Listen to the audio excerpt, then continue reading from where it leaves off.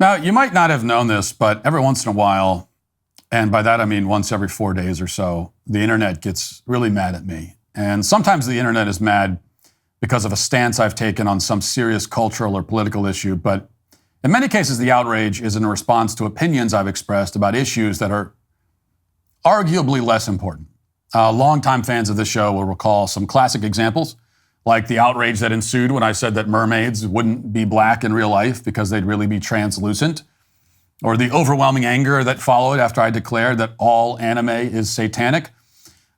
Some of the greatest hits there. More recently, just a few weeks ago, I was at the center of a firestorm that raged for days and days when I boldly declared that raw milk is gross. And in a follow-up tweet, I revealed that I personally conduct surveillance at my local grocery stores to make sure that they're not selling any raw milk. And if they are selling raw milk, I call the police. And screenshots of that tweet in particular have been plastered all over Twitter as proof that I am a deranged fascist. The most recent fury revolves around comments that I made about sick days. So on this show a couple weeks ago, I said that sick days are for children. Adults who take sick days should be embarrassed. And Media Matters, of course, posted the clip of that segment, not the full segment, but just the 70 to 80 seconds that they consider to be the most outrageous. The peanut gallery on both the right and left dutifully responded by being outraged about the thing that Media Matters wanted them to be outraged about.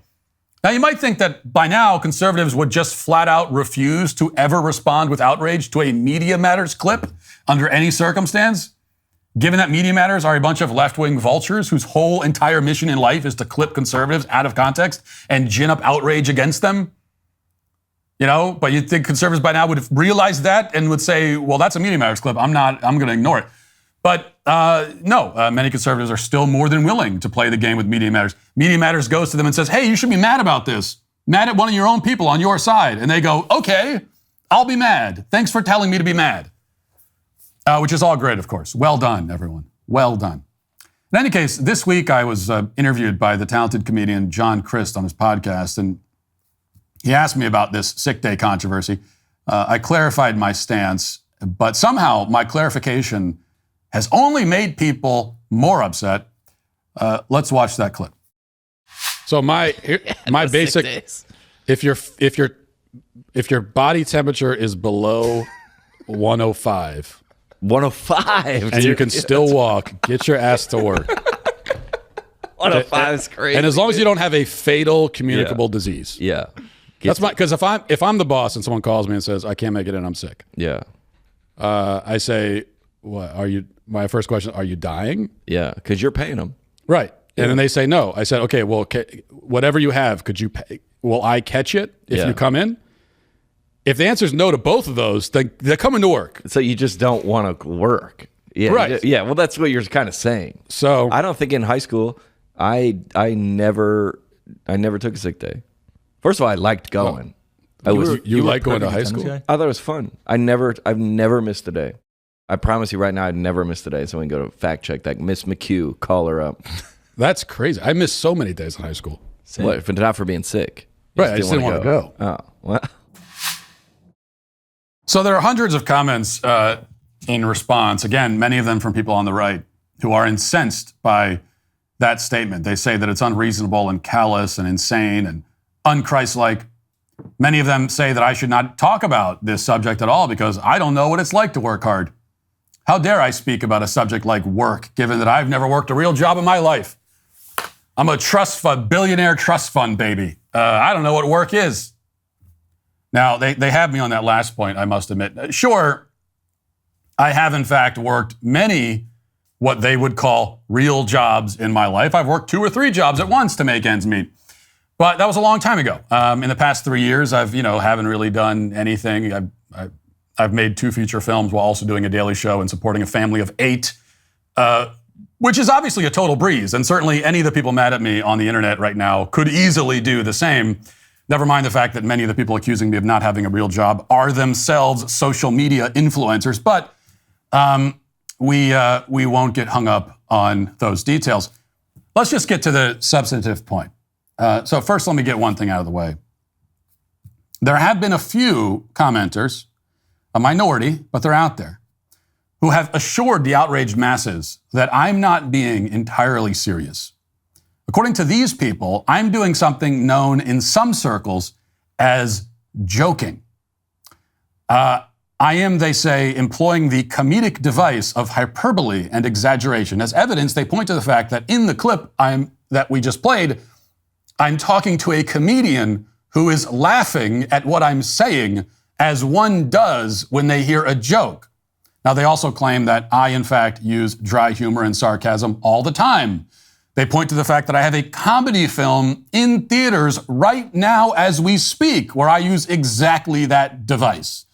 You can get your tickets now at amiracist.com. Indeed, these contrarians claim that all of the outrages I listed at the beginning, calling the police on people who drink raw milk, claiming that anime is satanic, translucent mermaids, etc., and many more, are all examples of comedic exaggeration, not meant to be taken entirely literally.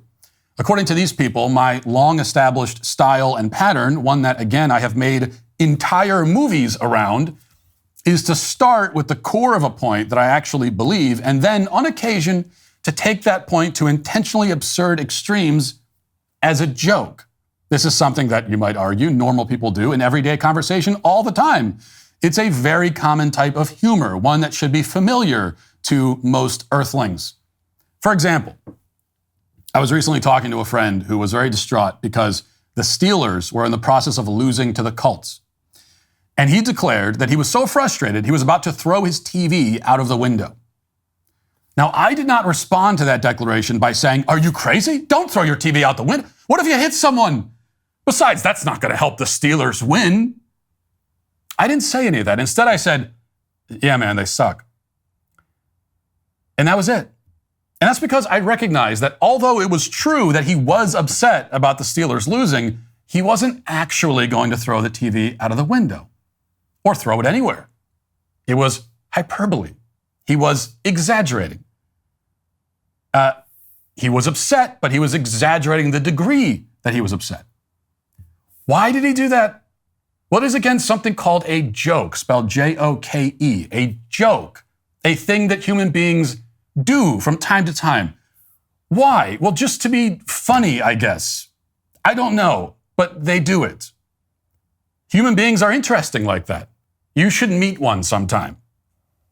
But with all that said, I want to make one thing absolutely clear. These contrarians are wrong. Now, it is true that people joke sometimes. I am not joking. I'm not joking about any of it ever. I don't tell jokes. Jokes are satanic. You know who told jokes? Hitler.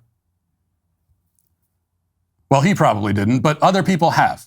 John Wayne Gacy was a clown and also a serial killer. That's where humor gets you. Think about it. So, if you've taken my point about sick days completely literally, then you have the right idea. No, you are not a brain-dead moron going along with Twitter outrage ginned up by Media Matters. You're not that. Don't worry. You're right. I am not exaggerating to be funny in an attempt to make a point about the lack of work ethic in society.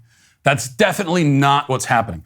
I do, in fact, literally think that you should come to work with a 104-degree fever. And let me clarify one other thing. I meant 104 degrees Celsius. If your fever is 104 degrees Celsius or below, which translates to 212 degrees Fahrenheit, then your lazy, good-for-nothing ass better be at work. Essentially, you need to come to work unless you are literally on fire. And even then, if I'm the boss, I'm going to want to know how much of you is on fire. Is this a full immolation Aaron Bushnell style, or are there parts of you that aren't on fire? If you call me up and say, "Boss, I can't come in, I'm on fire," I say, "What do you mean you're up? What part of you? I need more information." If your head isn't on fire, then I see no reason why you can't make it to work. What if you have a fever of 106 degrees and you're literally minutes away from death? Well, minutes away from death is not dead. Who's exaggerating now? Get to work. What if you just got home from Africa and it turns out that you contracted the Ebola virus? Should you go to work in that case? Well, obviously not. I wouldn't want you in the building with a lethally contagious disease. But there's no reason why you can't be in the parking lot. Go to work, sit in the parking lot in your car. We'll have one of the more expendable interns bring your work out to you. If you can't do your work in the car, then you're fired. You didn't have permission to get Ebola in the first place. What are you doing getting Ebola? That's a violation of your employment agreement, specifically page 5, section 3, which says in clear language, employee agrees to not get Ebola. Now, what if rather than sick, you suffer some kind of gruesome accident? What if on the way to work, you get into a car wreck and you somehow impale yourself on like a fence post or something? Well, again, what part of yourself did you impale? It didn't impale all of your limbs, did it? I don't care if you're a human shish kebab. Get to work. And even if you have to go to the hospital, is there any reason why you can't hop on a Zoom call on your way there so you don't miss the 10 o'clock meeting?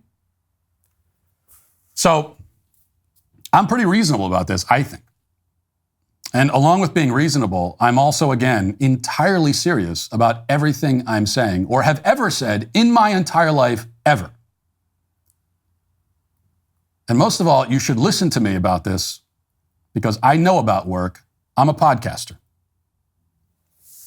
And I'm also serious when I say that anyone who has ever taken a sick day for any reason at all, ever, is today canceled. If you'd like to see what else I have to say, you can access my full show by going to dailywire.com or by going to the Matt Walsh Show Twitter page. Hope to see you there. Godspeed.